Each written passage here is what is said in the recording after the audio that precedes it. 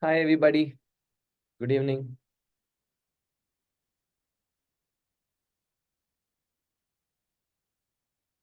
Lightings. Okay. How are you? 7 participants here. Okay. Joining. People are joining.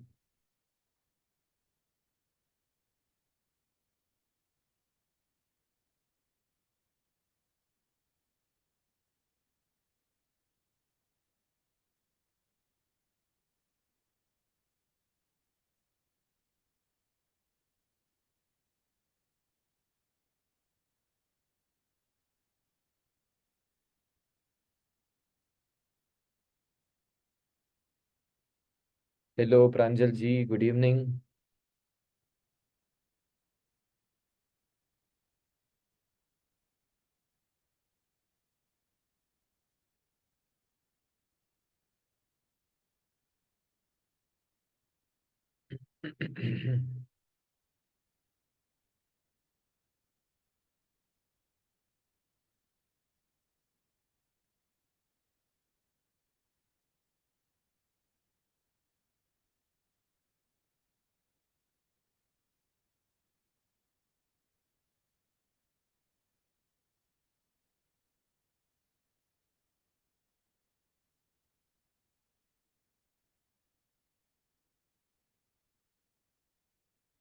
Okay. Everyone. Hi. Almost many of you are wishing me. Anusha, Snehal. Good evening. Gauri. Hi. Pranjal, Gauri, Snehal, Anusha. Everyone, good evening. Welcome. Welcome to the class. In today's class, we are going to discuss about the money market, some interesting concepts on money market that will be finishing. Shall we start? Let's not waste the time. Directly मुद्दे पे आ जाएंगे. आज हम सीखने वाले हैं पैसों के बारे में. So money. We are going to discuss about money here. In that, the first unit, unit number 1. First unit, unit 1. The concept of money demand and important theories of money. The demand for money, why do we demand the money, and what are the important theories in the money market? Okay, yes. Introduction. Money may make the world go around, correct? Is it? Are you sure? Now ICAI or the money market introduction given by the ICAI is says that money may make the world go around. I don't think so. The money is one amongst many things. Money is one amongst many things, but I don't think money is everything. Okay, money makes the world go around? No, definitely not. I don't agree with that. It plays an essential role. Definitely, yes. Essential role in causing the things in life to work as they should. See, examples, if I want someone to work, then I can give them money and I can make them work. Correct. Money can have its essential role in causing the things in the life to work as they should, to underlie the fulfillment of the needs of the human existence. Correct, no? So our existence में के लिए for some needs are there. Example, food, health, shelter, education, like this. For all these things, we can pay money and we can get, at least we will get access to this. We don't get the education with the help of money, but we will get access to get that money. है ना? Agree? With the money, can you get knowledge with money? I'll give you money. Can you give me MBBS ka knowledge? Not possible, no. But if I give money to someone that medical college, and if I have the qualification, then I'll get the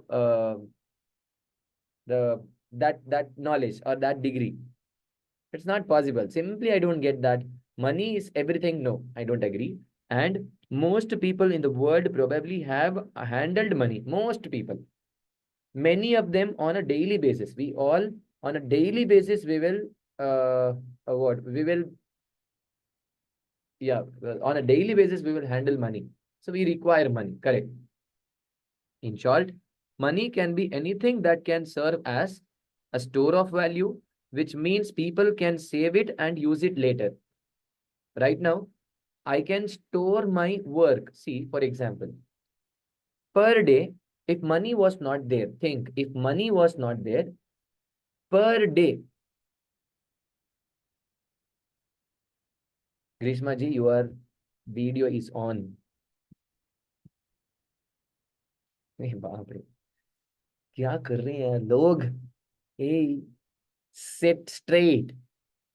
You have to. This is this is the reality check. Huh? Sit. Take a table. Sit on the table. Or not on the table. Besides the table, you keep a chair. Please do sit on that.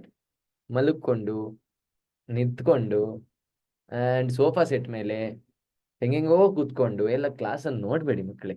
ಹಾ, so this class I understand that you are given one facility, but make good use of it. Huh? Here. Now, per day, what will be my expenses? Per day, my expenses will be somewhere 300, 400 rupees. In my case, I'm telling you about my case. In your case, it will be less than that or more than that. If there is no money, think there is no money in the world. Money ಅನ್ನುವಂಥ ಕಾನ್ಸೆಪ್ಟೇ ಇಲ್ಲ, ಹಣ ಅನ್ನುವಂಥ ಕಾನ್ಸೆಪ್ಟೇ ಇಲ್ಲ. Then, can I store my energy somewhere? Can I store my energy in a fridge? No, not possible. No, it's not possible. So what I do, I work and I get money. I will store that money. At least I have money. Tomorrow, if I keep that in FD, at least that FD will grow. I don't have to work, FD will work. So that's why it acts as a store of value. Unit of account, that is provide a common base for the prices. Example, I want to purchase Oppo earphones.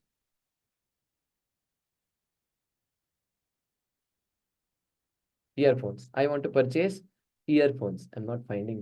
कहाँ गया है वो? कहाँ रखा है मैंने इसको? That is what I'm thinking now. Okay. Huh. It is empty. See, you cannot see. Huh? Empty here inside. कुछ भी नहीं है यहाँ. Where I kept it? I'm thinking about that now. Huh. 3,000 rupees का माल है यार. Huh. So this one. So this one. To purchase that, it will act as a unit of account.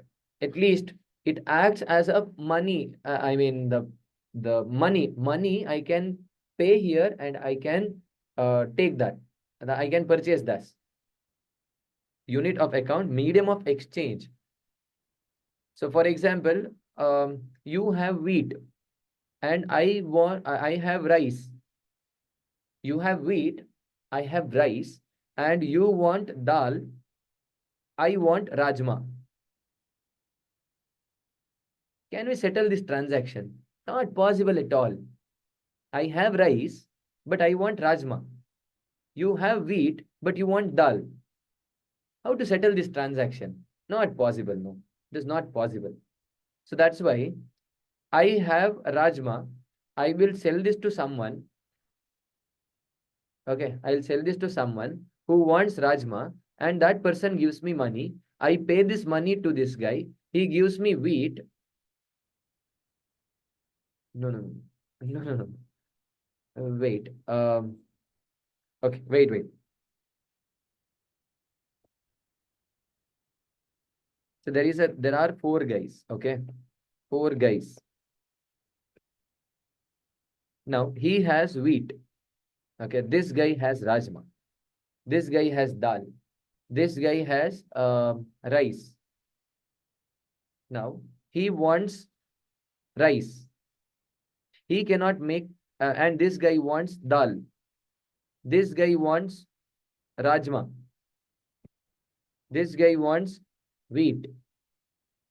Now, there should be transaction between these two guys and these two guys. That means he has to go in case of barter. In case of barter, if money was not there, then he has to go in search of rajma, person who wants wheat. Okay, person who wants wheat. And this guy has rice. He has to give rice to this guy.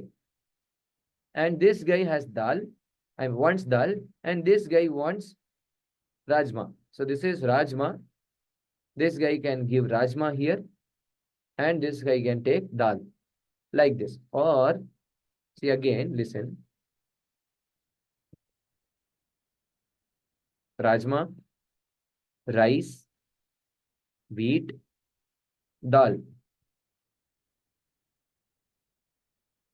Now, this guy wants dal. This guy wants wheat. This guy wants rice. This guy wants rajma. Now, there are many transactions which has to happen here. Correct? No. He wants dal. He has to give rajma here. And he will purchase dal. But this guy has wheat. Getting this? For purchasing, see, he gave rajma. Now he has rajma, no? That rajma he has to give it to this guy. And he has to take rice. And this rice he has to give it to this guy, and he has to take wheat because he wants wheat. No, this was the very difficult task which used to happen. Correct. He will become settler now. He will purchase rajma and he will give dal because he had dal. Now he has rajma, but he wants wheat. So he will give this rajma to the one who has rice.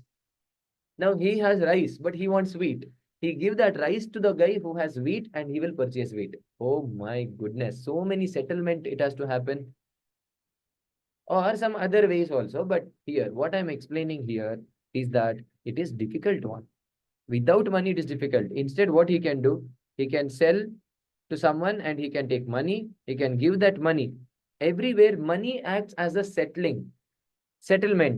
The instrument for settlement. Correct. Yes, sir. Perhaps the easiest way to think about the role of money is to consider what would change if we do not have money. Think, if you don't have money, what are the things that could have changed? How much difficult it was? How difficult it was? So if there were no money, we would be reduced to the barter economy. Every time, every item someone wanted to purchase would have to be exchanged for something that person could provide. For example, a person who specializes in fixing cars and needed to trade for food would have to find a farmer with a broken car. But what if the farmer did not have anything that needed to be fixed? He will not give the farmer will not give anything, no? If he has to, the farmer should have broken car. Only then this will work. Otherwise, nothing. Or what if farmer would only give mechanic more eggs than economic mechanic could reasonably use? So mechanic wanted rice, but he is ready to give the eggs. Array, that is not possible. Having to find specific people to trade, which makes it very difficult to specialize. Correct. That's why this was very difficult. That's why we made money.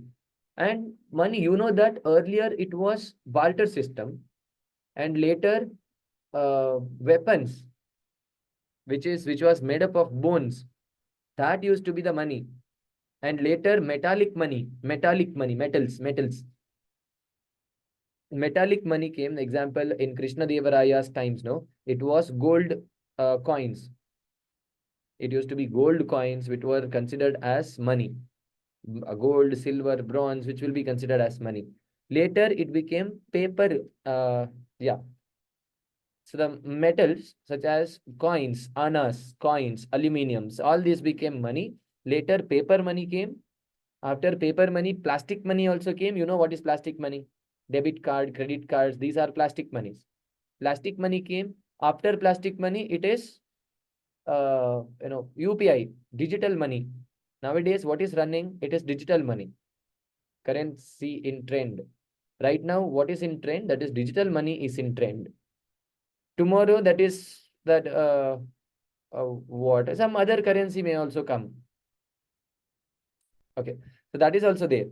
But this with money, you don't need to find a particular person. You just need a market in which to sell your goods or services.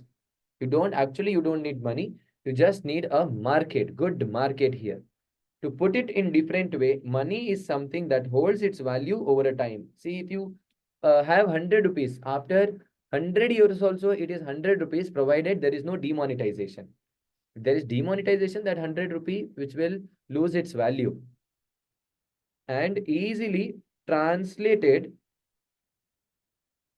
into price and is widely accepted. Easily translated and it is widely accepted.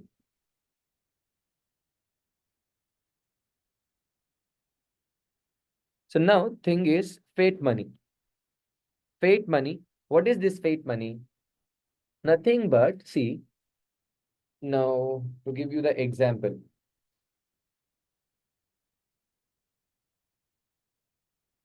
Okay, we cannot see. Yes, this is money, no? This is money. Oh my goodness, where is my face? This is money. है ना? This is money.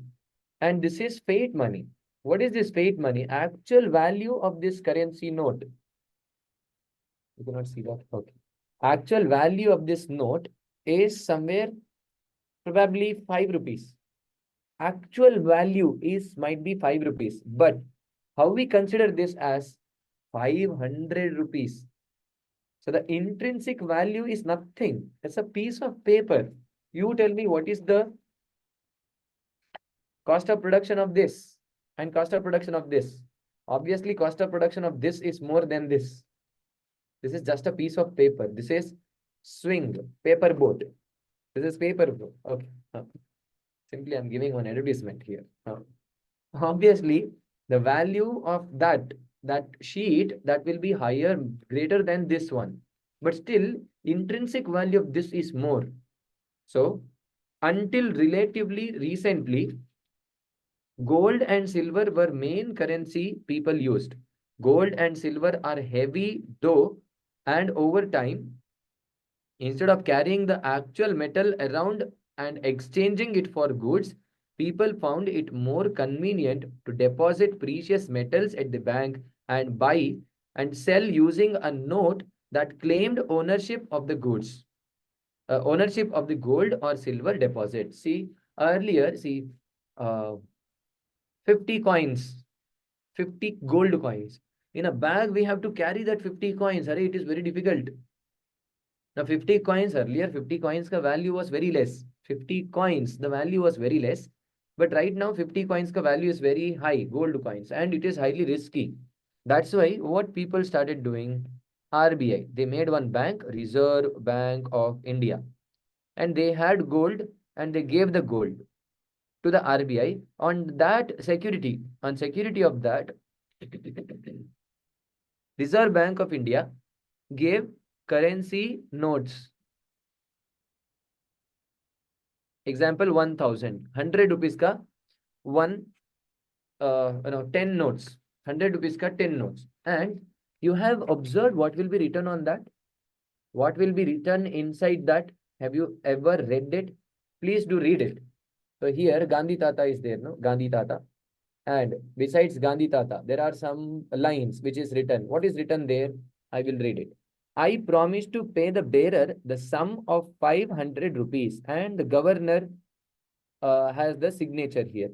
Governor's signature. The governor, no, governor will say that governor is promising that a governor is promising me.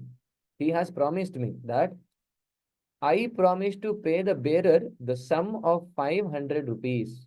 And there is sign that seal of Reserve Bank of India. That is the seal. What is the meaning of this? Governor has promised me, Shaktikant Das, correct now? Yeah, it is Shaktikant Das. Shaktikant Das ji, he has promised me that if you give this to anyone, and this is my promise, don't worry, this is my promise, I am the governor of RBI, I will promise you that this 500 rupees ka value is yours. And if anyone who gives me this 500 rupees, the value of this 500 rupees, the worth, gold coin worth 500 rupees, I will give it to that person. Gold. Okay. So this is the importance of that 500 rupees. It is written on that I promise to owe the bearer of this instrument rupees 500. So anyone who wanted to could go to the bank and get the precious metal that backs the note. I told you, I promise to owe rupees 500 to this person. So this 500 rupees ka note, if I give it to Shaktikant Das ji or RBI, RBI will give me the precious metals worth 500. Eventually, the paper claim on the precious metal was delinked from the metal. When that link was broken, fiat money was born. It is delinked. That is precious metal. Today, I am not required to give that, uh, you know, the precious metals to get the money, the fiat money, not required. Even then, I will get it. So that is delinked. Fiat money is materially worthless now. Actually, material wise, it is worthless. I told you, it is just a piece of paper.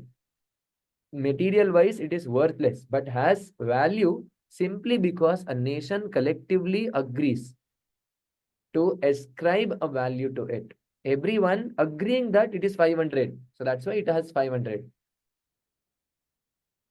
Okay. There are some general characteristics that money should possess in order to make it severe. Serve its functions as money.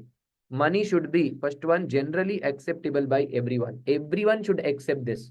Generally acceptable. Second one, durable or long lasting. It has to have the value for a long period of time. Long lasting. Effortlessly recognizable. It should be effortlessly. There should not be any effort. From here, if I see 500 rupees note there, it is effortlessly recognizable. If the money was the size of A4 sheet, if the money was the size of A4 sheet, is it easy to carry? No, it is not easy to carry. And the secondly, what if that is actually there with one paper, A4 sheet? A4 sheet. What if it is there with the A4 sheet? Correct. No, we cannot easily find it out. And the size of the money is such that none of the other papers are of that size. None of the other papers are of this size. So do we print anything on the paper of this size? We don't. Correct. No. We don't print anything of this size. A4 sheet may we might print. If the money was A4 sheet, a big one, then if I keep that actually with A4 sheet, then I might miss that. Like this, effortlessly recognizable and difficult to counterfeit. That means it is difficult to duplicate. It should not be possible to duplicate by anyone. Reproducible, relate, relatively scarce. The government also will not print it in that, that quantity. Relatively scarce it is. Portable or easily transported. You can easily transport it from one place to another place. Portable. Possessing uniformity. What is uniformity? So the 500 rupees note is equal to another 500 rupees note. It should be uniform and divisible into smaller parts in usable quantities or fractions without losing value. It should be divisible into, that means don't tear it. Divisible, that means 500 rupees. If I give you 500 rupees, you can give me 50 rupees ka 10 notes or 10 rupees ka 50 notes or 100 rupees ka 5 notes, 20 rupees ka 25 notes. Correct, no? Yeah, like this. So it is possible to divide without losing its value. Okay. If you tear it, it's completely zero. The value is zero. So this is about the features of money. Okay, now we are going for the important topic, the demand for money. What is this demand for money? Why do we want money? Why we are in the requirement of money? That is demand for money. Having understood the role of money in economy, we shall now examine the concept of demand for money. Okay, why do we demand money? That we have to discuss. If people desire to hold money, we say there is a demand for money. The demand for money is a demand for real balances. In other words, the people demand money because they wish to have command over the real goods. Correct? Now, why do we need money? I want to purchase this, sir. That means I want money. I want to purchase mobile phone, sir. That means I want money. Wish to have the control over real goods and services with the use of money. Demand for money is actually demand for liquidity and demand to store the value. Demand for Money is actually demand for liquidity and to store the value. I wish to store the value, demand for liquidity, although it gives little or no return. Now, what is little or no return? Example, I have 1000 rupees in my pocket. Will it give any return? No. Same 1000 rupees I have in my bank account. Will it give any return? Yes. Remember. So it has little or no return. Individuals, households, as well as the firms hold money because it is liquid and offers the most convenient way to accomplish their day-to-day transactions. Most convenient way to accomplish our day-to-day transactions. So this is the demand for money. This is in case of demand for money, it will give me most convenient way to accomplish their day-to-day transactions. Otherwise, I have to find someone who wants the goods which I have. Barter system. Okay. So demand for money has important role in the determination of the interest, prices, and income in an economy. Before we go into the theories of demand for money, we shall have a quick look at some important variables on which demand for money depends on. So we will see some important variable on which demand for money will depend. First one, income. Higher the income of individuals, higher the expenditure. Richer people will hold more money to finance their expenditure. Correct? No, your income is more, obviously your expenditure is more, so that we will keep more money. So demand for money. The money can be in the form of cash or in bank. Easily spendable amount or easily spendable form. So if my income is very high, then if my income is very high, then obviously my what the expenditure is also high. बड़े बड़े लोगों के साथ उठना बैठना होता है ना, इसलिए और पेमेंट के लिए भी मेरे पास बहुत ज्यादा मनी होना चाहिए. I have to have more money. Why? Because I keep talking or I keep dealing with the rich people. That's why income. If your income is more, expenditure is more, so that you have to have more money. Second one, price level. The quantity which people desire to hold is directly proportional to the prevailing price level. So that means, for example, earlier, one coffee is equal to 5 rupees and one plate idli sambar, one plate idli is equal to 10 rupees and one meal is equal to 20 rupees. Okay. Now you have a habit of drinking 2 coffee a day. That means 10 rupees. 2 times idli, that means 20 rupees. And 2 times meals, that is 40 rupees. 20 into 2, 40. 10 into 2, 20. 5 into 2, 10. Totally 40 plus 20 plus 10, 70 rupees. So that was your requirement. What if now one coffee is equal to 15 rupees? One plate idli sambar is equal to 30 rupees. One meal is equal to 60 rupees. That means what is your daily transaction nowadays? 15 multiplied by 2, 30 rupees. 30 multiplied by 2, 60 rupees. 60 multiplied by 2, 120 rupees. That means 180 plus 30, 210, Baba, 210. That means earlier, if you had 70 rupees in your pocket, you could have spent the whole day. Now it is 210 is required for the same quantity. This is price level, that is inflation. Because of inflation, I have to have more money now. Next one, interest rate. See, example.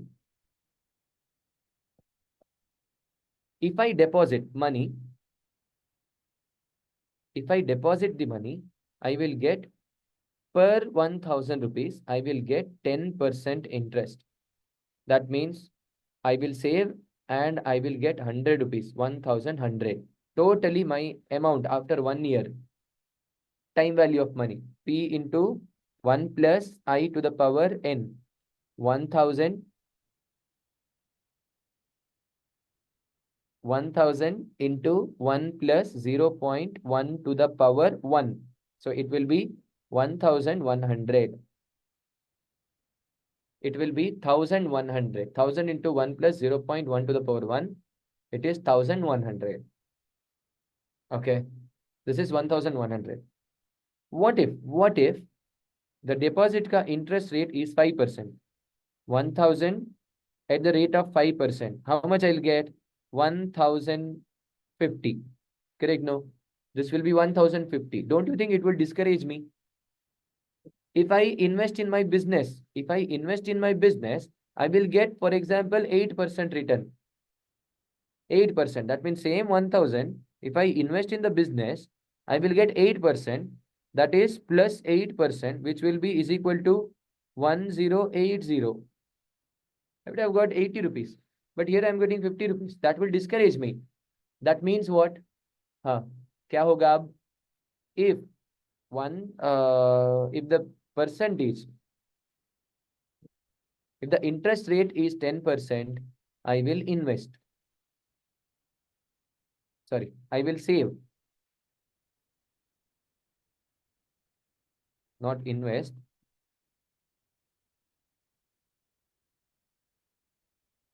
If the interest rate is 8%, I am indifferent. Why? Because I save or I invest in the business. Both are same. I am indifferent. What if the interest rate is 5%? Then I will invest. Invest in my business. Why? Because here I am getting 8% return. Save, indifferent, invest. चल रहा है, पता चल रहा है? You are getting this, no? Okay, 10%, 8% and 5%. So this, keep this in mind. Chalo. The conclusion. What is the conclusion? Conclusion. If interest rate is high, my savings will be high. If interest rate is less, then savings will also be less. Now, on this basis, on this note, if savings is high, then money in the form of the cash, currency in your pocket, money demand will be less. That means I want to save everything. I don't want money in my hand. If savings is less, that means money in your hand, that will be more. So this is, if A is equal to B, B is equal to C, then A is equal to C. If interest rate, correct. If interest rate increases, the money decreases. Money in your hand will decrease. That's what given here. See, one may hold his wealth in any form other than money, say as an interest yielding asset. Other than money, not in money, sir. I want to hold this in interest yielding asset. Therefore, higher the interest rate, higher would be the opportunity cost of holding cash and lower the demand for money. I told you, interest rate increases, demand for money decreases. That's what happened here, no? Interest rate increases, demand for money decreases.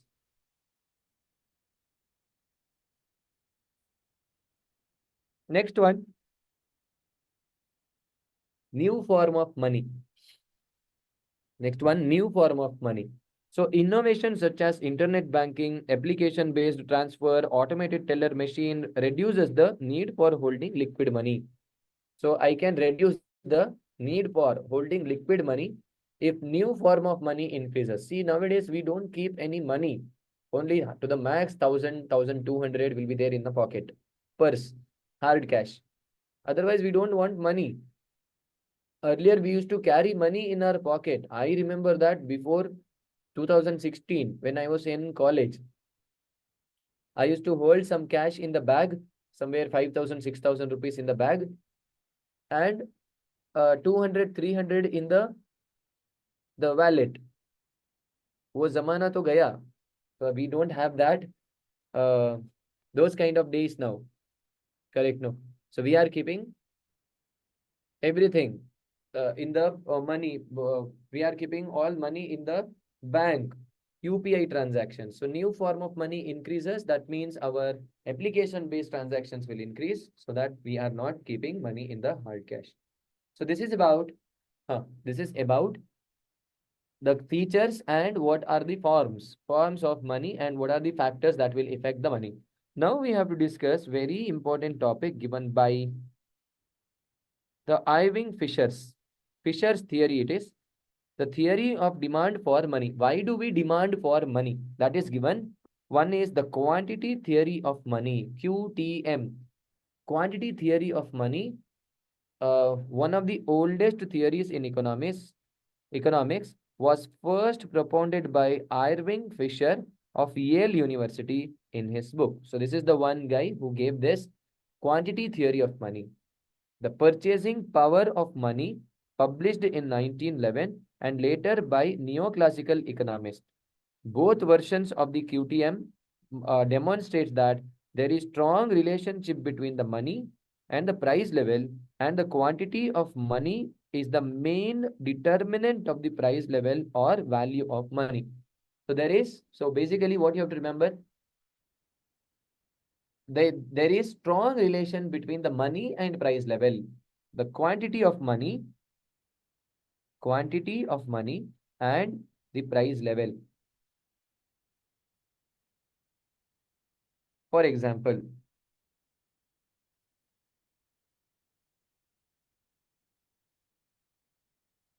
so they said that MV is equal to PT.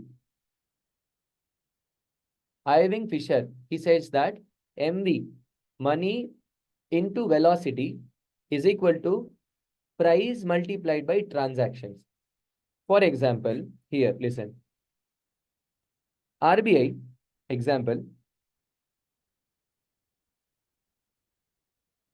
RBI, RBI has issued to 50 rupees note, example, only example say 50 rupees note, 100 rupees note, 200 rupees note, 500 rupees note, 2000 rupees note, 20 rupees and 10 rupees note. Okay, 20 rupees and 10 rupees note. Now, how many times money is getting transacted? Transactions of money. Example, 10. Got same note. I'll give it to you for one transaction. You will give it to some other person for another transaction. How many times it got circulated? One time by my side, another time by your side, two times. Like this, 10 rupees ka note got circulated for 10 times. That means it has created how much money? 100 rupees. Correct? No. Hare, I gave you 10 rupees for this goods. For this goods, I gave you 10 rupees. And with that 10 rupees, you purchase this goods. Example. That means that 10 rupee has satisfied two demands. One note has satisfied two demands. This demand and demand for this. Demand for this and demand for this. Both it has satisfied. No. Which that same 10 rupees, it has satisfied two demands. That's why, same way, if the money 10 rupees, it has the velocity 10 times it got circulated. That means that means 10 times velocity. That is equal to 100. Okay, wait. 20 rupees. That has circulated for 5 times. Again 100. Example. 50 rupees. That has circulated 10 times. Example 500. 200 rupees circulated for 10 times. Example 2000.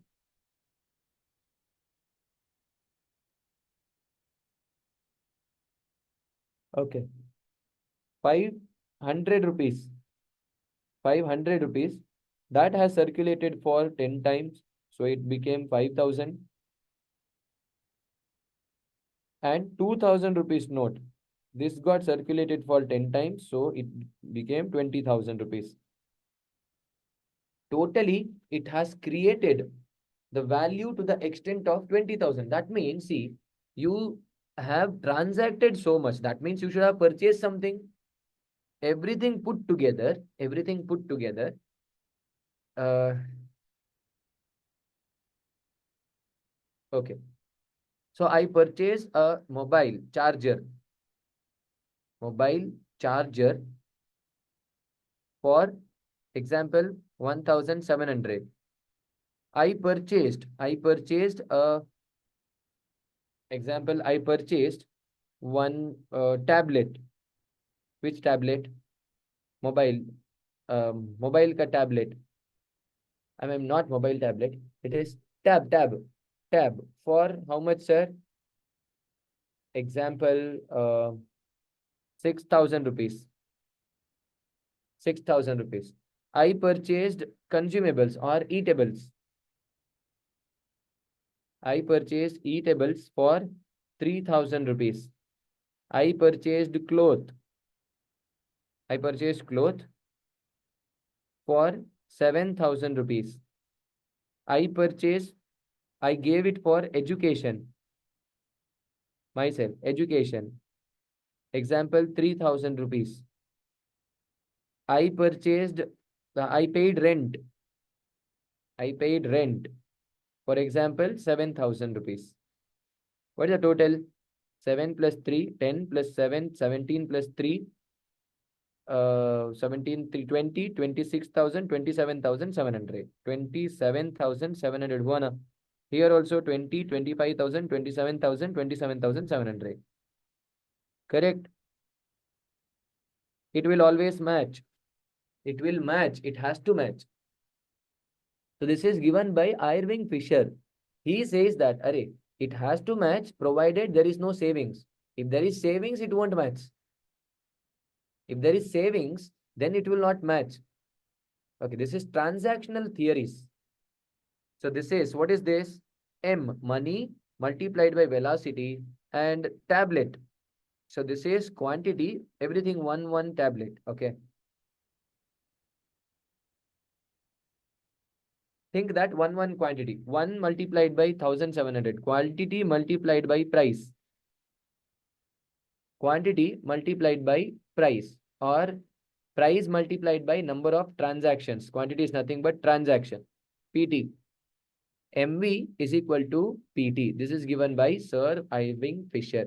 So it is MV is equal to PT. It is always that value of money or demand for money. It is always why we want money. Why we want money? For the purpose of transactions. Transactional demand for money. Correct. It is transactional demand for money. Listen here. What is written here? The Fisher's version, also termed as equation of exchange or transaction approach, is formally stated as follows. MV is equal to PT, where M, the total amount of money in circulation in an economy. V, transactions velocity of circulation, in a sense, the average number of times across all the transactions of unit of money is spent in purchasing the goods and services. Velocity. M, V. V is nothing but velocity. How many times transaction velocity, the circulation, how many times it got circulated. So P is nothing but average price level. What is the average price level? That is given in P. And T, the total number of transactions. How many transactions are happened in that goods? That is MV is equal to PT. I gave you one example also here. I gave you the example. Please do write that example. No? Write this example, please, from here. This one. Please do write it.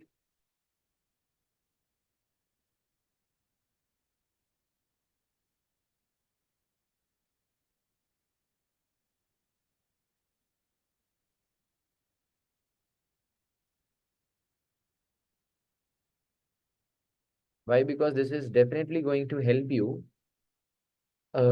This just the Irving Fisher, his theory Might be easy to understand now, but later one time you'll get confused. Array, what it is?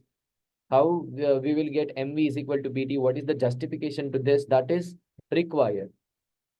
So there I cannot give you the justification again. Obviously, you'll get the video in YouTube. YouTube may we are uploading this video, you will get it there. But still, if you think on your own, no, you will get this.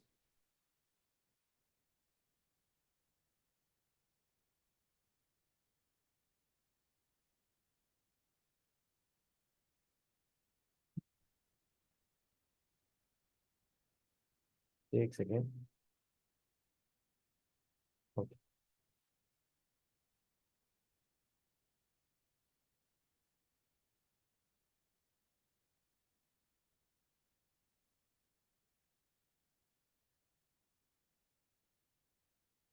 Chalo. Take a screenshot and write it here. On that note, subsequently, later economists replaced T by Y. Subsequently, Fisher extended the equation of exchange to include demand, which is bank deposit and their velocity also. See, is it always the see? Is it required that nowadays you should have money to spend?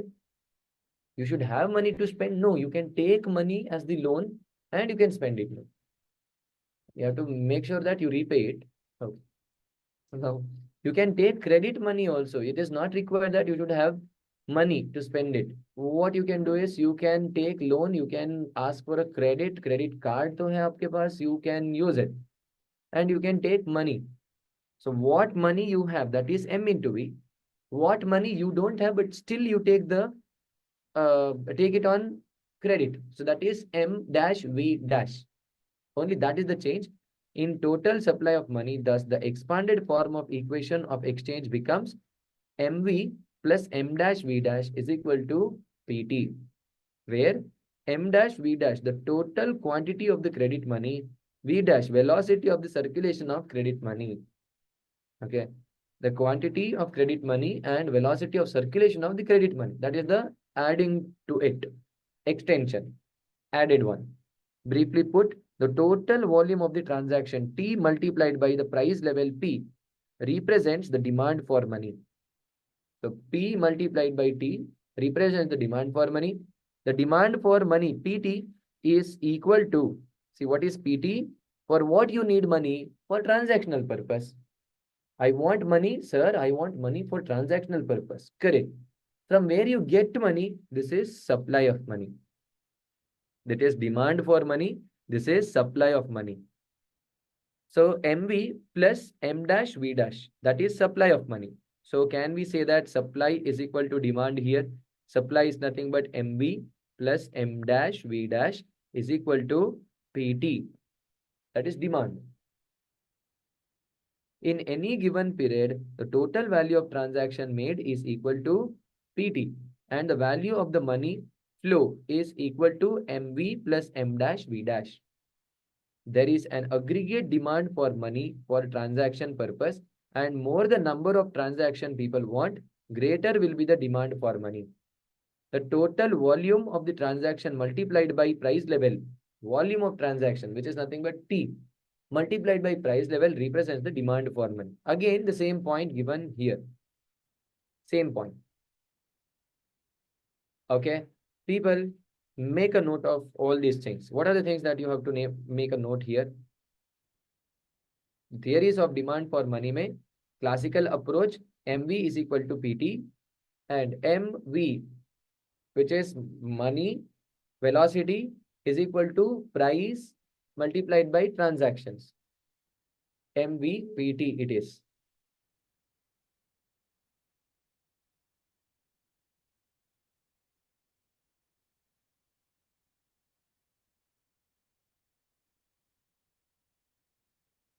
So first, make a note of all these things. What is MV? What is M dash V dash?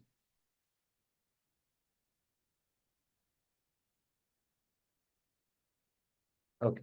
Now here, Cambridge approach. Next one is C. Irving Fisher's approach over.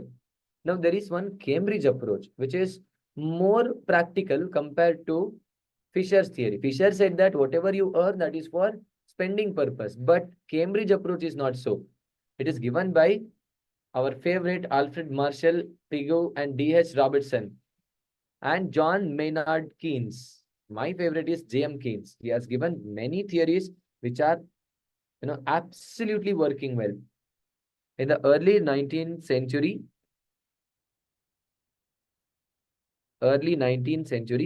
Cambridge economist Alfred Marshall, A.C. Pigou, D.H. Robertson, and John Maynard Keynes, then associated with Cambridge, put forward a fundamentally different approach to the quantity theory known as cash balance approach. So they call it as cash balance approach. The Cambridge version holds that money increases utility in the following two ways. The money will increase the utility in following two ways. So why money has more importance? Basically, why money has more importance? I will tell you. If there was barter system, I have, okay, again, yeah, if there was barter system, I have cultivated wheat, okay, wheat. So this wheat, I have to sell it as soon as possible. Can I keep it for 20, 30 years? No, I have to sell it as soon as possible. To sell that, I have to find out what I want. I want education. I want MBBS education. For example, I am in 10th standard. I want MBBS education. Or my son wants MBBS education who is in 10th standard. Okay. If I have to sell the wheat as soon as possible. Now, can other person, okay, I sold wheat to a professor. I sold wheat to a professor and I say that, sir, you have to teach MBBS to my son. And he will ask, what is his age? He says that 10 years, sir. Sorry, 16 years, sir. His age is 15 years, 15 or 16 years. The other person says, okay, his age is 15 years, no? You have to wait for next 3 years, 3 to 4 years. Later, I will teach him MBBS. For 4 years, I have sold wheat now. For 4 years, I have to keep remembering, or that I should not forget that I have given him the wheat. I have to write it somewhere. And this, I have to keep him reminding, sir, I have sold you wheat, MBBS. Sir, I have sold you wheat, MBBS. Sir, I have sold you wheat, MBBS. I have to keep reminding him. Or he has to give the education, MBBS education now to my son. Correct, no? That's why this was the very difficult one. So what we will do with the help of money, we will split that transaction. That means I will sell wheat now and I will keep the money and I will deposit somewhere. After 4 years, I will take that money, which will be obviously, which is already grown. So I'll take that money, I will give it to the professor after 4 years. So this is called as splitting the sales and purchases into two different points of time rather than being simultaneous. Next one, being hedge against uncertainty. Being a hedge against nothing, but I can keep that money for some uncertainty. Suddenly I wanted money. From where to bring that money? So that I will keep that money. I will keep that money with me so that I can use it in the future. Yes, no? Yes. While the first above represents the transaction motive, that means I want to transact with the money, but the second point is of money is temporary store of wealth. I want to store that wealth. That is second important point. Now, the question is how much money will be demanded? The answer is it depends. How much money I want, it always depends. It depends on what, sir? Partly on income and partly on other factors, of which important one are wealth and interest rate. Correct? No, it depends on my income and partly on other factors such as interest rate and wealth. If my wealth is more, then money, requirement of money is also more. If interest on savings is more, then I don't spend. Instead, I will save it. Correct. So the former determinant of demand, in a sense, income, points to the transaction, demand such that higher the income, greater the quantity of the purchases, and as a consequence, greater will be the need for money as a temporary abode of the value to overcome the transaction cost. That means if the demand income is more, think that I have higher income, then greater quantity of purchases. I will purchase more, obviously. I'll purchase more, and a consequence, greater will be the need for money. Why? Because my income is more, I spend more so that I want more money. So what I'll do? To overcome the transaction, that will be high transaction cost. So since the latter is equal to the money national income, the Cambridge money demand function is stated as follows. MD, that is money demand, is equal to K into PY. Okay, what is money demand? That is equal to K into PY, where MD is the demand for money balances. That means how much money I have to keep in my pocket. P is average price level of the currently produced goods and services. Average price of the goods and services. PY is national income. Remember what is national income? What is national income? National income is nothing but domestic product. For here it is gross domestic product in the form of quantity. In quantity wise, it is gross domestic product in quantity wise. And this is the price. Multiply it, you will get the value, total value. And what is that K? The proportion of nominal income that people want to hold as cash balances. Proportion of nominal income. How much they want to hold. See, my income is, example, 5 lakh rupees per annum. Think. If my income is 5 lakh rupees per annum, will I keep all 5 lakh rupees in the form of cash money? No, I will not keep all the money in the form of cash. ಇಡ್ತೀನ ನಾನು ಎಲ್ಲ ಕ್ಯಾಶಲ್ಲಿ ಇಟ್ಕೊಳ್ತೀನ? No. So I will keep some amount in the form of cash, and maximum or the maximum amount I'll keep it in bank or investment. I will invest it. So that K is how much I have to keep in the form of cash. Okay. So this is nothing but money demand is equal to the proportion which I want to keep it in cash and PY, that is price level multiplied by GDP quantity. The term K in the above equation is called Cambridge K. Is a parameter re, uh, reflecting economic structure and monetary habits, namely the ratio of total transaction to the income and the ratio of desired money balances to the total transactions. Nothing but how much transaction I have to keep to desired money balance to the total transaction. How much I have to keep in the form of money to the total transactions. For example, I'll give you one example. Listen. I'll give you one example. Per day, example, my spending is 100 rupees.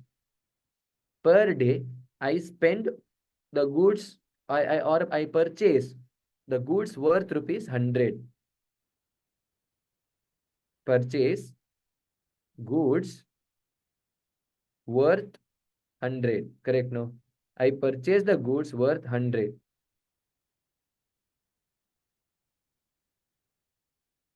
And for 1 year, tell me, for 1 year, 365 days, if it is leap year, 366 days. 365 multiplied by 100, what it will be? 365 100, nothing but 36,500. So I want 36,500. Do you think I will keep that 36,500 in the cash form? Now, for next 1 year, I want 36,500. I'll keep that. Do you think I'll keep that 36,500 in the form of cash now? No. I will keep only for 7 days. Next 7 days, I want 700 rupees. I'll keep only that 700 rupees in the form of cash. Other 35,800 rupees, I will keep it in the bank. Out of 36,500, I'll keep only 700 in my pocket. Other 35,800, I'll keep it in the bank. So this is nothing but, yeah. So that is K, importance of K. Or what is K now? The proportion which I want to keep in the form of cash compared to others. So the equation above explains that the demand for money equals the K proportion of the total money income. So what will be the demand for money? My total income. How much will be my total income? What will be my total income? In that, how much I want to keep in the form of cash? That is demand for money. So my total income, for example, 35,600, 35,000, 36,500. My total demand is 36,500. In that, 700 rupees I want to keep in the form of cash. Or example, 3,650. I want to keep in the form of cash only 3,650. So how to calculate that now? See, 3,650, which I want to keep in the form of cash. Other things I don't want in the form of cash. Other is 36,500. My total spending is 36,500. 3,650 divided by 36,500 and 10%. K is equal to 0.1. That is K. So thus, we see that neoclassical theory, we see that neoclassical theory changed the focus of the quantity theory of the money to the money demand and hypothesized that demand for money is a function of only money income. So what is my money income multiplied by 10%? Example, my income is 36,500 multiplied by 10% that I want to keep in the form of money. Other things I don't want in the form of hard money. It can be in some other forms. Both these versions are chief concerned, uh, chiefly concerned with the money as a means of transaction or exchange. And therefore, their present model of the transaction demand for money. See, their model is completely for demand for money, transactional demand for money. Both are looking at the demand for money is for transaction purpose. Only for transaction. Sir, why I want money? Both are Fisher and at the same time this Cambridge approach. Both are telling that is for transactional purpose, not for other purpose. But Keynesian theory that gave more importance. Keynesian theory gave more detailed picture. So we will discuss that in some time. We will take a break. So it is 6:38 now. It is 6:38. 6:45. Okay, we'll start again by 6:45. A small break. I want water. I'll bring it. Okay. Yes.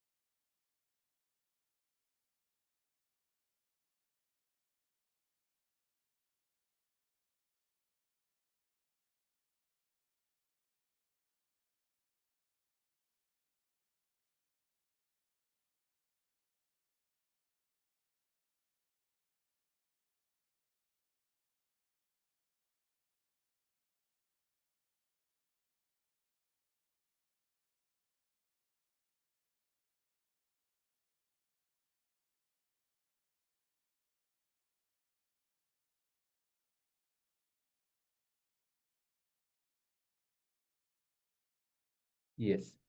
Everybody, welcome back. Now, the next one we are discussing is Keynesian theory of demand for money. The Keynesian theory of demand for money, which is given here. John Maynard Keynes. Keynes' theory of demand for money is known as liquidity preference theory. What is liquidity preference? Giving preference for liquidity in your hand. So, example, what is the meaning of liquidity? I'll tell you. See, you are into a bus, and you have to pay the ticket fare, no? Ticket fare you have to pay. Now you search for your pocket, there is no money. You search for your bag, in your bag, there is no money. You search for money in your pocket, in your bag, or anywhere you did not find money. That means you don't have liquidity. Are you have ornaments, you have everything, but you don't have liquidity. Money, cash nahi hai. That means if you don't have liquidity, you are in a trap actually.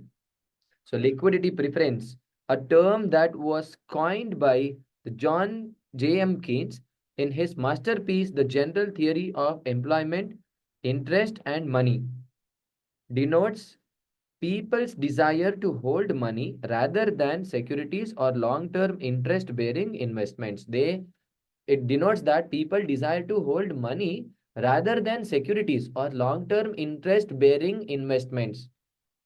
So I desire to hold money than securities. मुझे securities नहीं चाहिए. I want money. According to Keynes, people hold money in cash, money in the form of cash for three motives. What are the three motives? Transaction motive, precautionary motive, and speculative motive. Speculation. Speculative motive. They hold money for transaction, transactionary motive, speculative motive, precautionary motive. See, transaction, precaution, and speculative. We will discuss one by one. See, I'll give you the introduction. What is transaction motive? For the purpose of making some transaction. I purchase one water bottle. This water bottle, that is one transaction. I purchased it for that transaction. I purchased this water bottle. This is one transaction motive. Precautionary motive. I always keep some money in my pocket for the purpose of some precaution. I want to take a precaution here. Or it can be speculative motive. What is speculative? I hold extra money. Whenever there is good stocks to buy, I will buy the stock, purchase that stock. Good stocks to buy, I will purchase that stock. Whenever there is increase in the price of that stock, I immediately sell it. So I have cash to take the advantage. To take the advantage.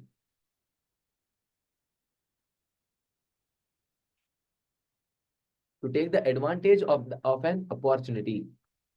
This is speculative motive. See here, transaction motive for holding cash relates to the need for cash for the current transaction for personal and business exchanges. That means for personal purpose, I want to purchase something, or business purpose, I want to purchase something. This is personal purpose, business purpose. The need for holding money arises because there is lack of synchronization between the receipts and expenditures. Synchronization between the receipt and expenditure. So I have to receive some money and expenditure. There is some expenditure. This has stressed on requirement of the individuals and business respectively to bridge the gap between the receipt of the income and planned expenditure. There is no proper what to say?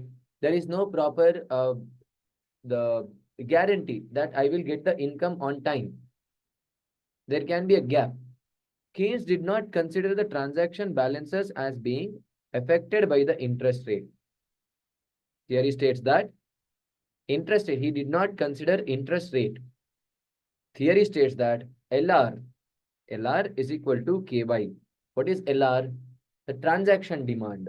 Transaction, LR is the transaction demand for money. Y is equal to, again, the earning kept for transactions purpose. Here, K it is, not Y, K. K. K is the ratio of earnings which is kept for transaction purposes.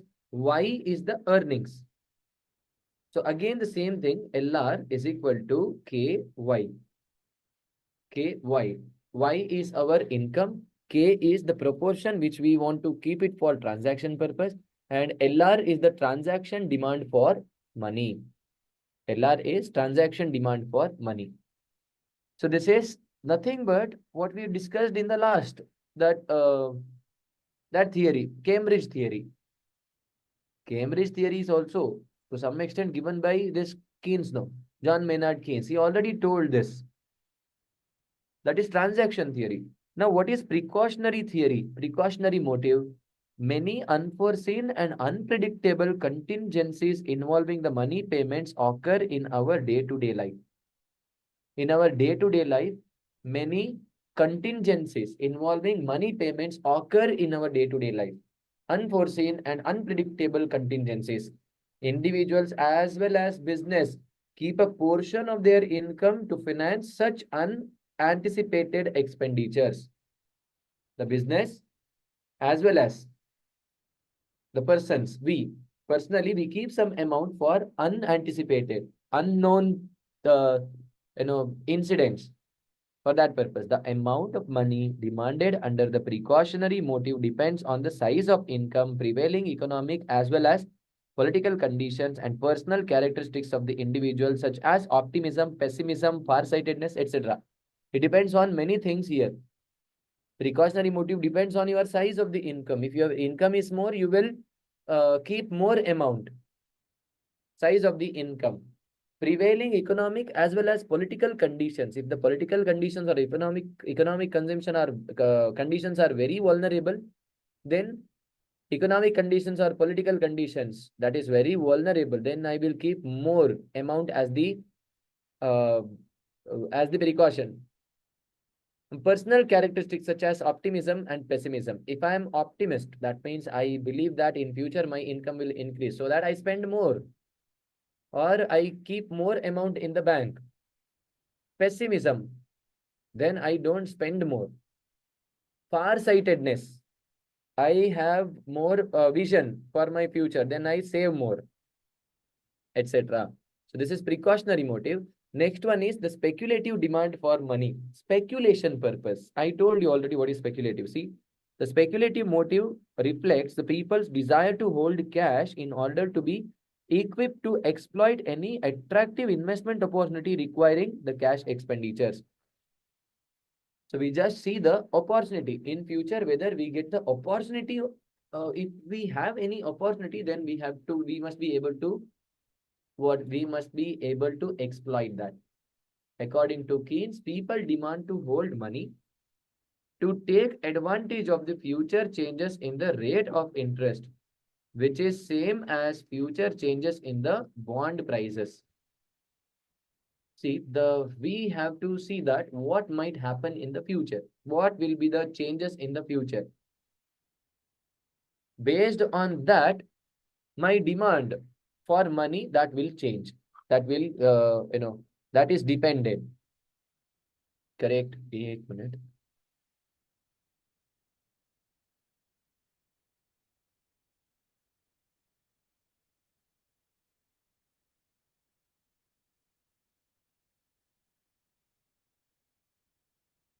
Okay. It is implicit in Keynes' theory that the rate of interest I is really the return on the bond. Keynes assumed that the expected return on money is zero. Not just Keynes, I also believe that return on money is zero. If you keep 500 rupees in your pocket, where is the return? I keep 500 rupees in my wallet. Do I get any return? No. While the expected return on bonds are of two types. There are two types of return on the bonds. One is interest payment and expected capital gain, the rate of capital gain. The interest, see, if I put on bond, you know what is bond? Do you know what is bond? I will tell you. Bond can be given by government or bond can be given by companies. Company. Bond can be given by government or company. Bond is nothing but A loan which is sought by the government or company, sought by the government or company, which is collected from the public like me and you. The public, from the public, the government and companies, they will collect this amount. The company or government, uh, from the company or government, from public, they will collect some amount in the form of loan that is called as bond. It can be secured or unsecured. Many a time it is secured. Bonds are secured or charged. We call it as charged. Okay. This is this is how they make money. The people like me and you, we make money in two forms. One is interest on these bonds, and at the same time, it has market value also. I can sell it when the market value of this bond increases. There are two types of income. We will discuss about this in detail. Wait. The market value of the bond and the market rate of interest are inversely related. If the market value of the bond and market value, the interest rate, market value of the bond and interest rates are inversely related. Now the question is, sir, how it is inversely related? Let me explain. See, people here, 100% attention here. Okay. Now, Tata company, for example, Tata, they gave a bond. Example, bond A. The name of the bond is bond A. Tata company gave a bond. The name of the bond is bond A. The interest rate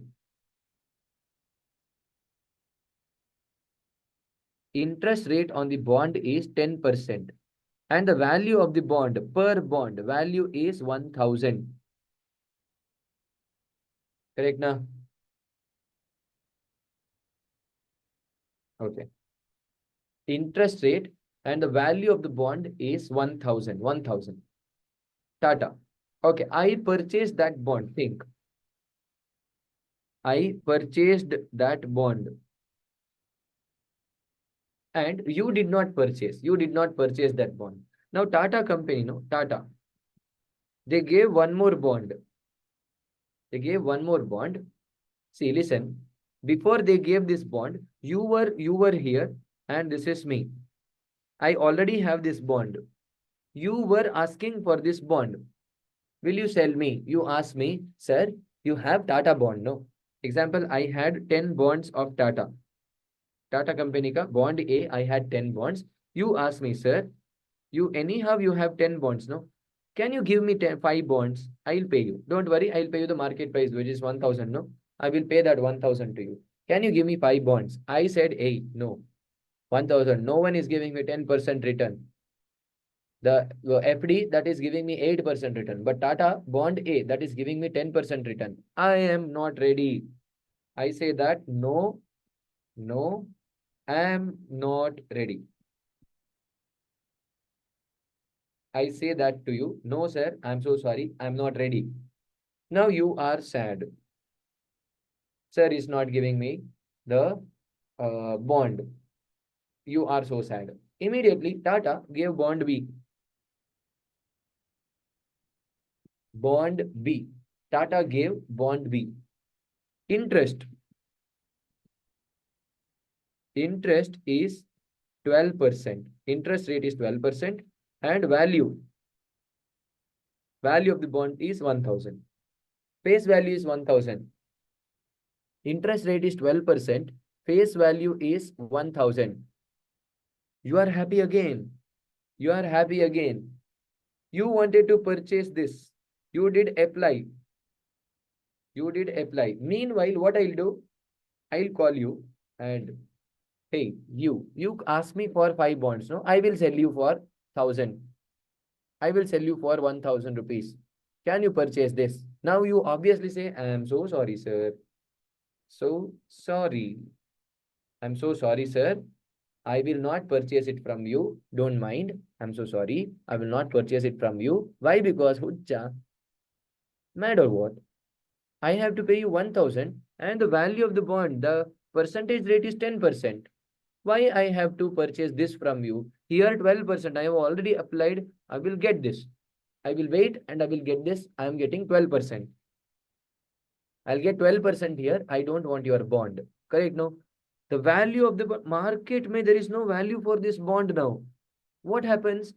The market value of bond A, market value of bond A reduces. Bond A, bond A. Market value of the bond A reduces. I want to sell this because same 1000 ke liye Tata is giving me 12%. 12% return on bond B. I don't want this bond A, which is giving me 10% return. I want that 12% return. So that I want to sell it, and all the investors are intelligent. They don't purchase. The market value starts falling. Market value starts falling. Correct?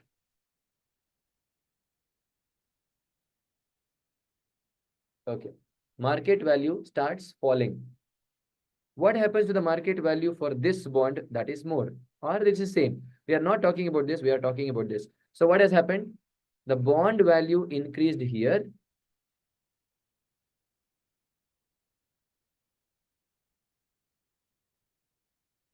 Is it? But I'm writing, it is not visible. How? Okay, visible now. I did nothing. You saw all these things. To everyone, it is visible. Now it is visible, or from then it was visible?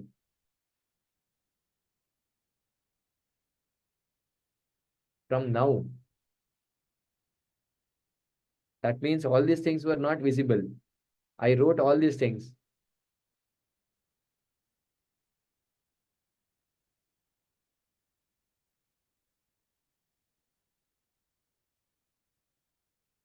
Correct, correct. You can see that now, or from then it was visible. I wrote all these things, no? While writing this, it was visible.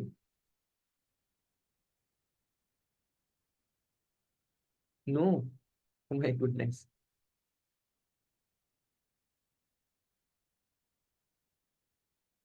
Okay. That means I have to write all these things again.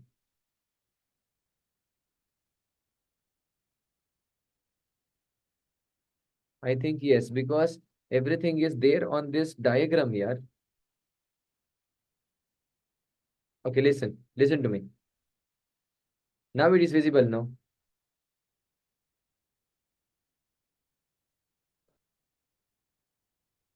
Yes.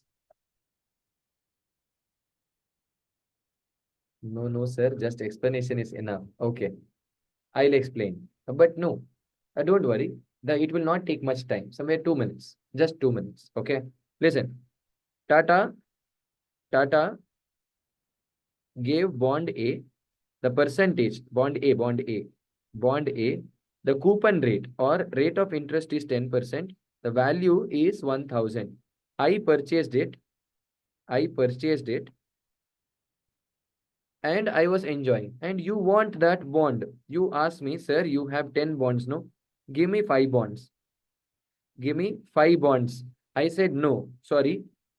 FD, fixed deposit, is giving 8% return, but this bond is giving me 10%. That means every year it is giving me 100 rupees per bond.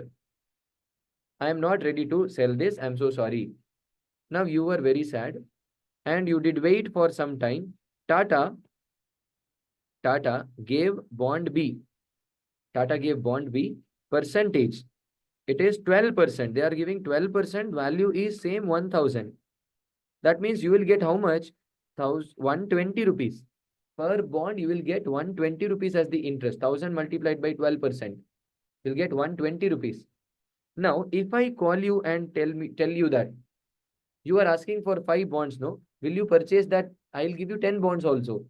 I will sell you all the 10 bonds. Will you purchase that? Do you purchase? No. Why? Because if you purchase this bond from me, if you purchase that bond from me, you'll get only 100 rupees for 1000. Same 1000, if you invest in bond B, you will get 120 rupees, no? Which is better? This is better.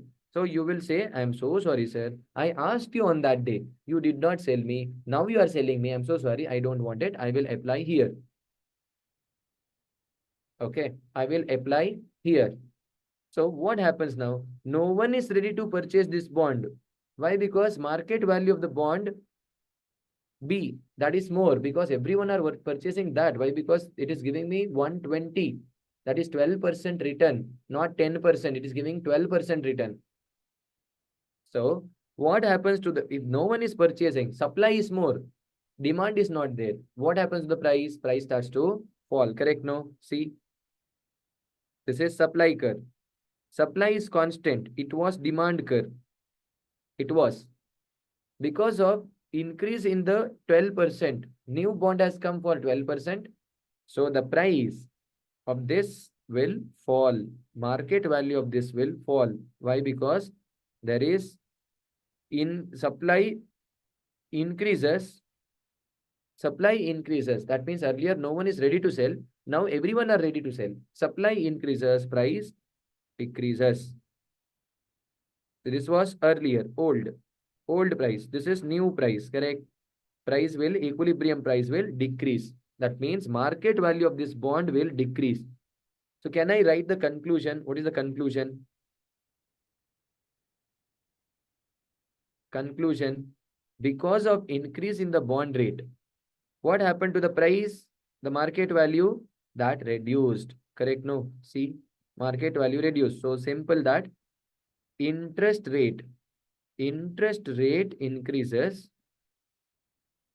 market value of bond market value reduces.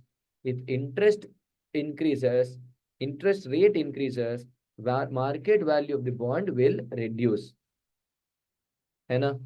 Vice versa. There is negative relationship. That is explained here.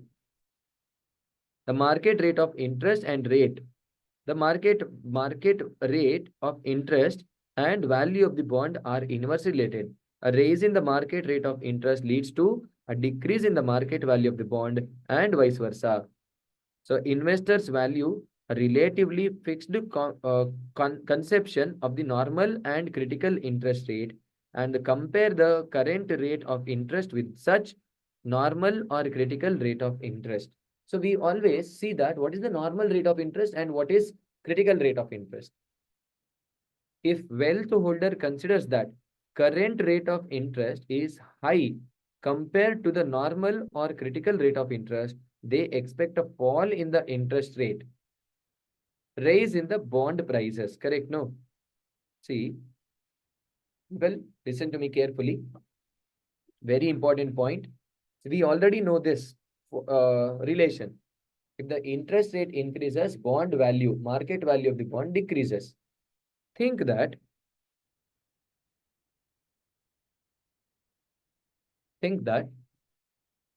the actual rate of interest, intrinsic value, there is one bond, example Tata bond A.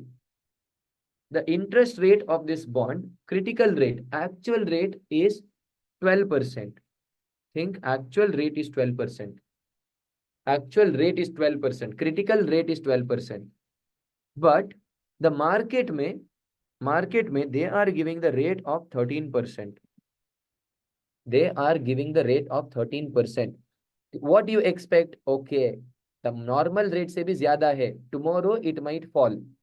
Tomorrow the bond rate, new bond rate, no, that might fall to 12%. What do? You will purchase this bond. Do you have cash balance? Will you have cash balance? No. The x-axis is cash balance. X-axis and this is y-axis. This is x-axis and this is y-axis, 0. Now, critical rate of interest is 13%. Cash balance, normal rate, intrinsic value or normal rate is 12%, but the bond rate is 13%. Tomorrow, you expect that there might be a fall in the rate. Interest rate might fall. If the interest rate falls, what happens to the existing bond? Increases. Correct? No? That's why what you do? What you'll do? You purchase it now.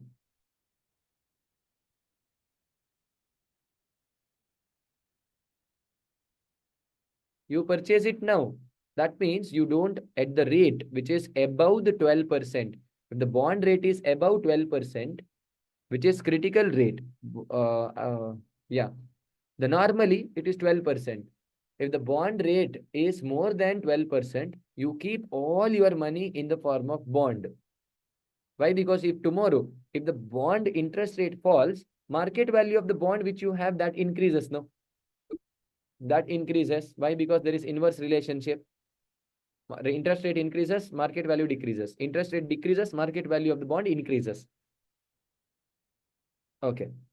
If the interest rate is less than 12%, then no one is going to have the bond. No one wants the bond. Everyone put their money into cash balance.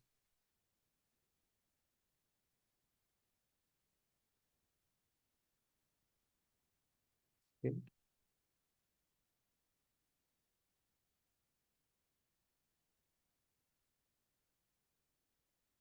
So no one wants to have the uh, the amount in bond. You know why? You know why? Right now the interest rate is less. Tomorrow, if interest rate increases, then the value of the bond decreases. If interest rate increases, the value of the existing bond decreases. That's why they don't wish to keep anything in the form of bond. Everything what they have, no, that they should have, they would like to keep this in the form of cash balance. They would like to keep it in the form of cash balance. They don't want it to be in, they don't want it to be in, bond. So this is what you have to remember. See, if the rate is more than critical rate, then everything in a bond, if it is less than 12%, at the rate of 12%, it is what? Indifference point. The 12% is indifference point. Anything less than 12%, entirely we wish to keep this in the form of cash. We don't want anything in the bond because mainly because of guys, this reason. This reason. पता चला?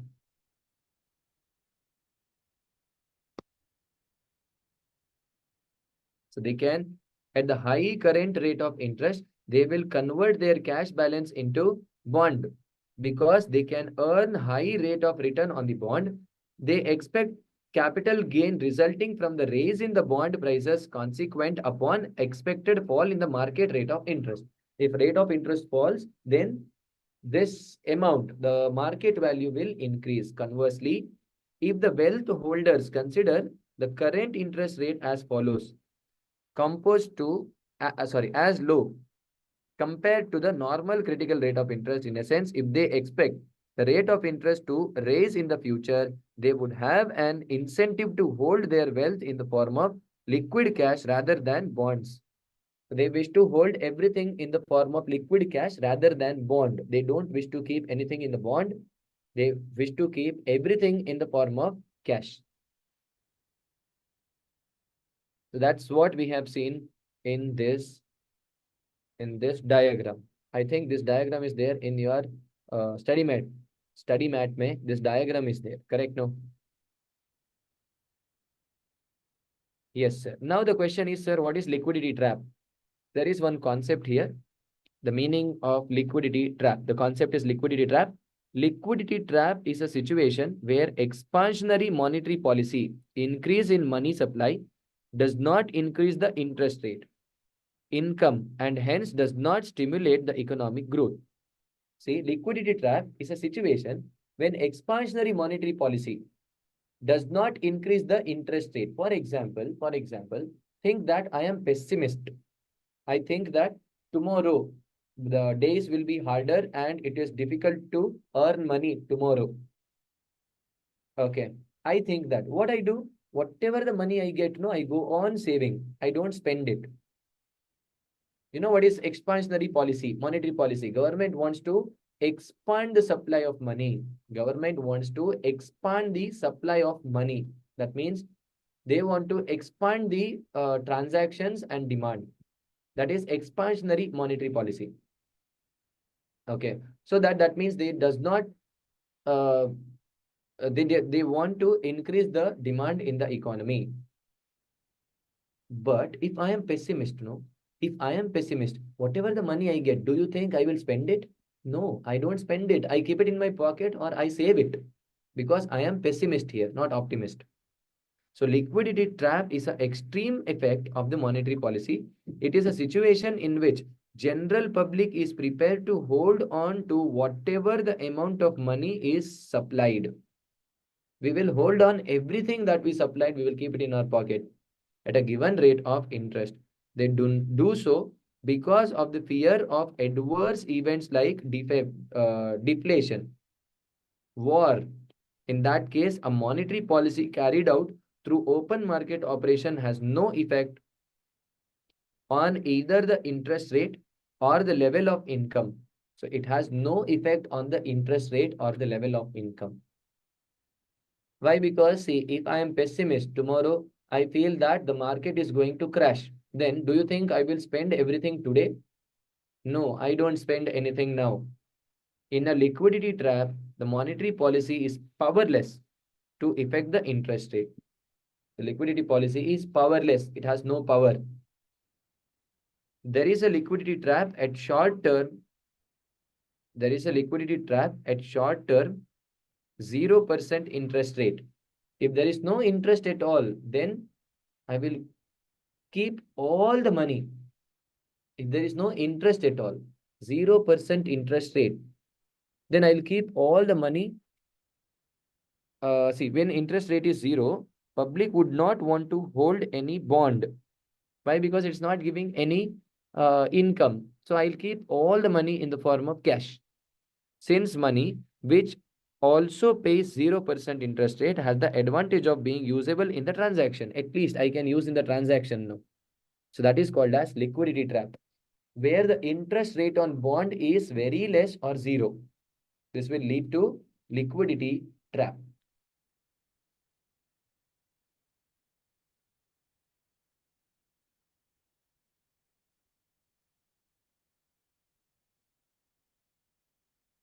Correct? Okay. So now, very important one is Baumel's theory, that is inventory approach to transaction balances.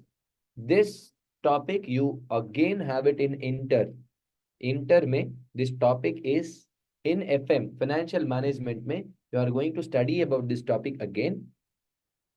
But let me tell you, Baumel gave a formula. Before understanding that formula, we have to uh, discuss about some of the important points here.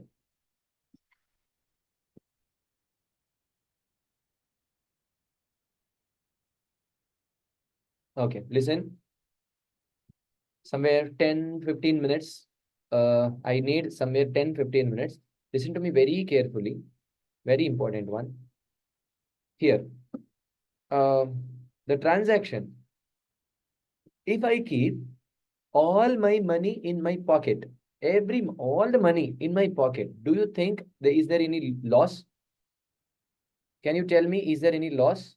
If I keep all money in the form of cash, can you tell me there is any loss?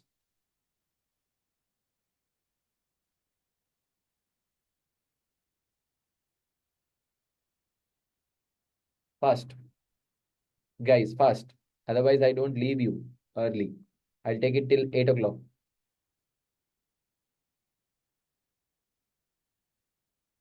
Fast, fast. My question.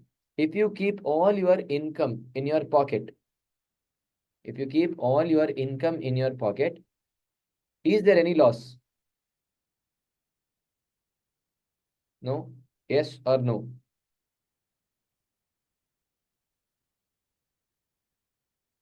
Abhilash says yes, sir. There is loss. Disha says yes.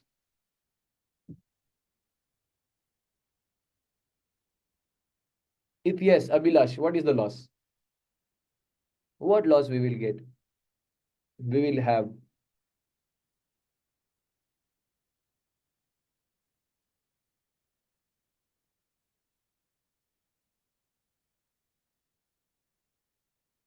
No one is ready to type.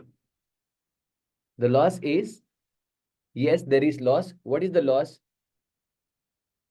The any amount which I have in my pocket, it will not give me any return. At least I can keep that in SB savings bank. So I can get some money, interest at least. That is called as opportunity cost. So there is opportunity cost then. If I keep all my money in pocket, there is opportunity cost. Okay, sir. There is opportunity cost. Now I keep all the money in. Okay. Okay. Abhilash gave one answer. Huh, very good. What if my next question is, what if there is, if I keep all money in my pocket, there is opportunity cost. Okay, sir. What if I keep all money in bank? Is there any loss? What if I keep all the money, not even a rupee in my pocket? If I keep everything in the bank, is there any loss? Yes, there is also loss. There is loss. What is the loss that I have now? Every time when I want money, no, I have to go to bank and I have to withdraw. I should go to bank and I must withdraw that money. This is called as the conversion cost. I have to go to the bank. I have to withdraw. I have to go to nearest ATM. I have to withdraw. All these are the transaction cost. Per transaction, there is cost. Example, if I keep all money in bond, you know that bond, purchase of bond and sale of bond, but there is commission. Commission which will be asked by the agent. Agent will ask commission. So if you purchase bond, example 1000 rupees bond, there is 1% charge. 10 rupees. You have to pay 10 rupees now. If you keep 1000 rupees bond, you have to pay 10 rupees. If you resell the bond, if you purchase the bond, 10 rupees is the cost. Resell the bond, 10 rupees is the cost. So that means out of 1000, 20 rupees is cost. Whenever you want money, I will sell the bond and I'll take money, sir. No, many times, as many times you sell the bond and purchase the bond and sell the bond, no, there is cost involved to that. So what I have to do? I have to strike a balance between these two. One is conversion cost. The other one is interest cost. There are two kinds of cost involved. One is conversion cost. Other one is interest cost. Two costs are there. One is conversion. The other one is interest. Now we will discuss, for example, I have 2 lakh rupees. If I keep entire amount of 2 lakh rupees in my pocket, then bank is giving 10% return. For example, I will lose the return, no? At least if I keep that in the pocket, I will lose this return. I mean, at least if I keep that in the bank, I will get 10%. What I lost now because of holding the money in the pocket, the loss is 2 lakh multiplied by 10%. Answer is 20,000.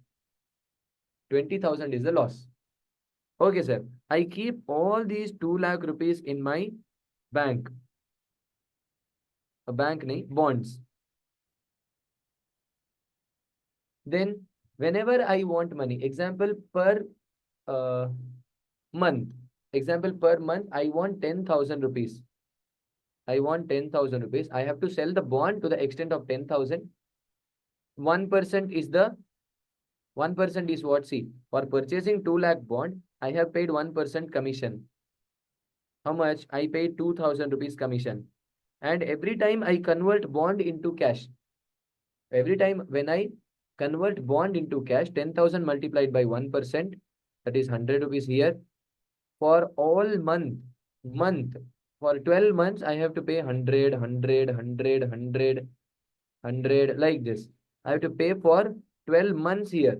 So that means nothing but I have to pay for 100 multiplied by 12,200.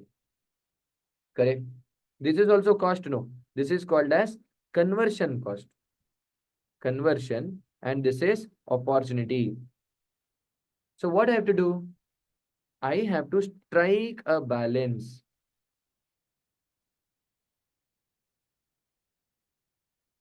I have to strike a balance. How to strike the balance, sir? It is given by Baumel's. Baumel theory mein, he gave that the what economic cash balance. Economic cash balance will be square root of 2AO by C. But I think he has given some separate, different theory here. Altogether, he has given a different formula. 2by divided by R. Square root of 2by divided by R.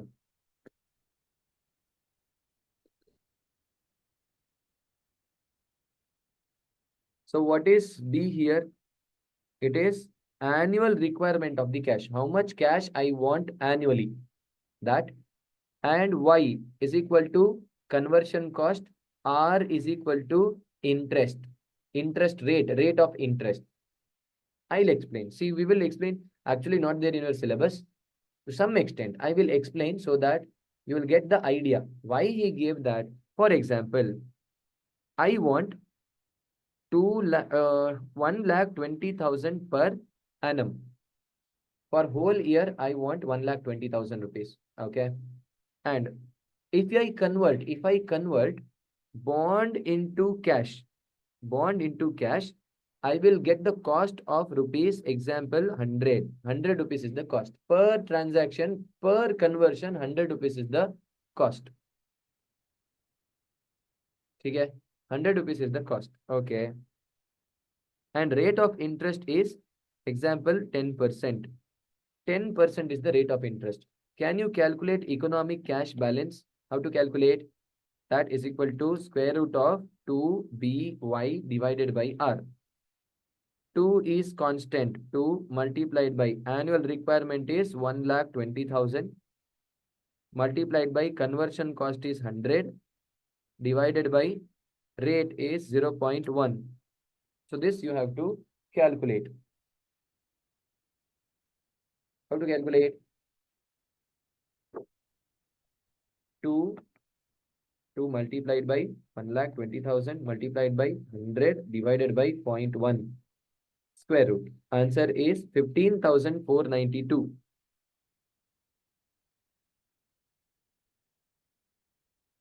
Answer is 15,492. Okay? So the answer is 15,492. Sir, 15,492. What if I have 15,492? Your total cost will be very less. I'll explain. See.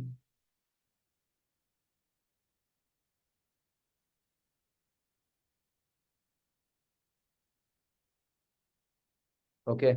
Particulars. 15,492. 15,000, example, 15,700, 15,800. For example, you can take any number more than that or any number less than this. 15,000, 15,000, 15,000.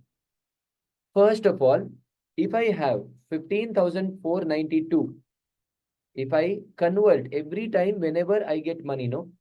See, I will take, first I will invest everything into the bond. Every time I take 15,492 from the bond, I will go on converting 15,492. Example, in the month of April, 1st April, I will withdraw from the bond. I will convert from the bond for 15,492. So that is given by this formula, 15,492. 15,492. But by 30th of April, it will go to 0. On an average, how much money I have had in my bank account? Cash, 15,492 plus 0 divided by 2. On an average, 15,492 divided by 2. That is 7,746. On an average, I had 7,746 in my pocket. Okay. So this is the meaning of this 15,492. Okay. If I am converting 15,492 per order, then 2 lakh के लिए, if I want 1 lakh 12 20,000, how many orders I have to put per annum? How many orders I have to put? One order is equal to 15,492. That means 1 lakh 20,000 is equal to how many orders I have to put? Cross multiplication. 1 lakh 20,000 divided by 15,492 is equal to 7.75. Number of orders. 7.75. This is 1 point now. Now calculate ordering cost. Ordering cost. How much? One order is equal to 100 rupees. Correct? No. If you put one order, then your cost is 100 rupees. 7.75 multiplied by 100 is equal to 775 is the ordering cost. This is ordering cost plus carrying cost or opportunity cost. That is nothing but interest. On an average, you had 7,746 per month or the 0. 7,746, no? Multiplied by 10%. Why 10%, sir? You lost it. If you have in the form of cash balance, you lost that amount. That is 10%. Multiplied by 10%, that is lost, no? How much? 10% of 7,746? Nothing but 774.6. That means approximately 775. Here, interest cost is also 775. That means, sir, what is my total cost? 775 multiplied by 2, 1,550. This is my total cost. What if I convert 15,000 per order? If I convert 15,000 per order, now can you calculate number of orders? 1,20,000. I want 1,20,000 divided by 15,000 per order. That means I have to put 8 orders multiplied by 100 is equal to my ordering cost will be 800. But what is my interest?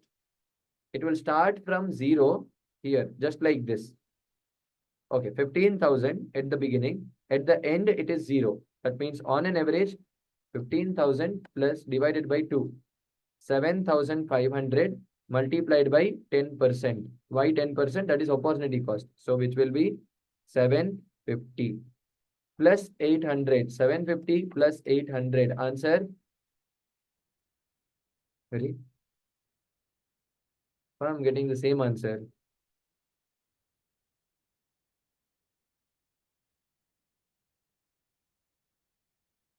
1,20,000 divided by 15,000. Answer is 8 multiplied by 100. 800. 15,000 divided by 2 multiplied by 10% plus 800. I'm getting same answer. Or I should not get same answer.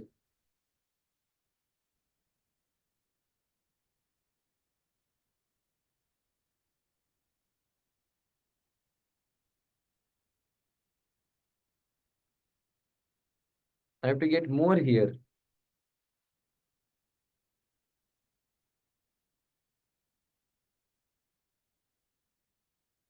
Actually, I have to get more here.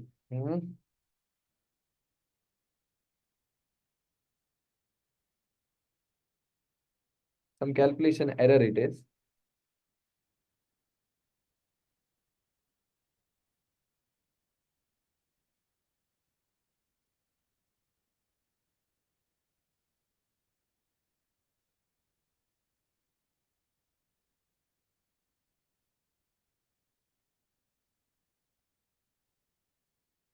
15,000 or 1,20,000 divided by 15,800. I'll do it here. For this, let's check. 7.59 multiplied by 100, 759,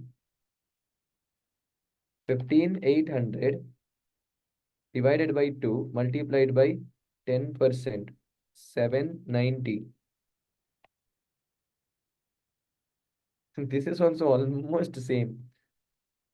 15,049. So there is some example mistake now. Wait, wait. 2 into 1,20,000 multiplied by 100 divided by 0.1 square root 15,492.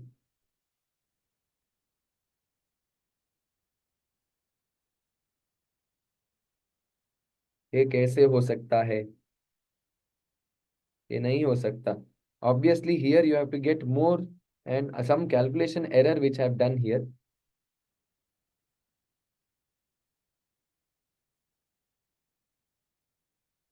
10%, 100, 1,20,000. Okay. And you have not there in your syllabus. But this, in both the cases, you will get more. Here also you will get more. Here also you will get more. Only here you will get very less amount. I'll tell you that in the next class. Okay. So I'll give one problem. I'll solve one problem based on that. So let me finish this here. Baumel, 1952, and Tobin, 1956, developed a deterministic theory of transaction demand for money, known as inventory theoretic approach, in which money or real cash balance was essentially viewed as an inventory held for transaction purposes. We will consider money as inventory. So the inventory model assumes that there are two media for storing the value. One is money and interest-bearing alternative financial asset. Either you can keep your money in the form of money, hard cash, or you can keep that in the interest-bearing alternatives. Okay. So we have already seen that there is a fixed cost of making transfers between money and the alternative assets. Example, broker charges, while relatively liquid financial assets other than money, such as bank deposits, offer a positive return. So if you have cash, then you have liquidity but no return. If you put it in other assets, you have return but no liquidity. The above said transaction cost of going between money and these assets justifies the holding money. So if you have more money, then cost is not there. But if you have no money, then cost is there. According to him, individuals have to keep optimum inventory of money for their day-to-day transaction purpose. They also incur cost when they hold inventories of the money, and the cost foregone is interest rate, which they could have earned if they had kept their wealth in the savings deposit. Correct? No, if you keep money in the form of savings deposit, keep in the savings deposit, definitely you'll get some income. Or fixed deposit. Or invest in the bonds or shares, you'll get the income. If you keep that in your pocket, you don't get income. This foregone cost is also called opportunity cost. Money that people hold in the form of currency and demand deposits, which are very safe and riskless but pays no return. Interest. Interest ಏನು ಕೊಡೋದಿಲ್ಲ. If you have in the form of currency, that will be for long time until demonetization happens.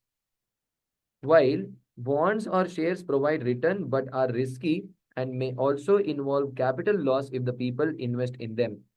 Risky it is. If you invest in shares, definitely you might lose some money if there is high fluctuations in the market.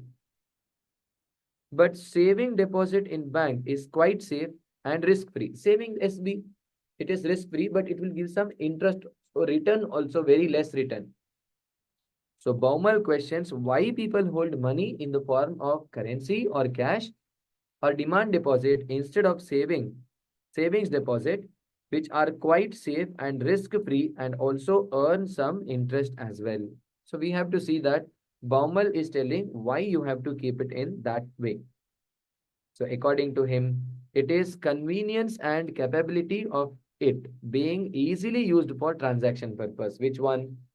Instead of savings, if you have it in demand deposit or in your cash or money form, so it is highly usable for transaction. Baumel and Tobin proclaim that transaction demand for money depends on the rate of interest. If the interest is more, you save more. Interest is less, savings will also be less. So that is given in the formula which we have seen. This means that average amount of cash withdrawal which minimizes the cost is square root of 2 times broker fee multiplied by size of the individual's income. Income multiplied by broker fees, nothing but transaction cost, and divided by interest rate, square root. This is also called as square root rule. We also call it as square root rule. So this is about Baumel's theory and Tobin's theory. They just said that how much cash balance you have to have in your bank so that the total cost will be the minimum possible. That is the total cost. Okay. So this is about Tobin's theory, and we have Friedman's theory.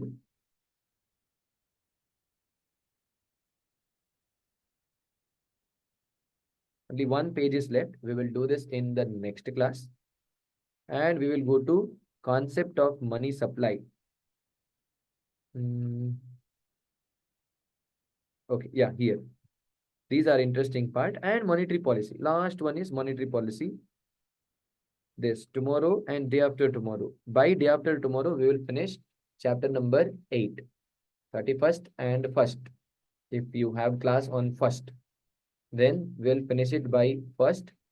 And I might need 2 extra classes for this one, what Indian economy. So in Indian economy, we are studying only those things which are required, not everything.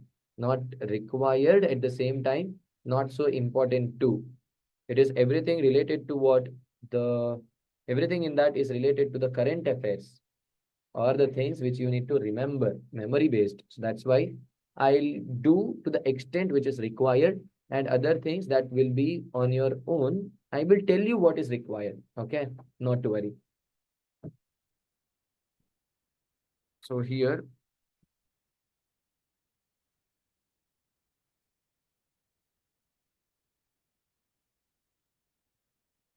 okay. Thank you so much, guys, for your patient listening. We'll discuss about some other topics by tomorrow's class. Until then, keep studying, keep growing. Love you all. Ram Ram. You have any doubts? You can ask.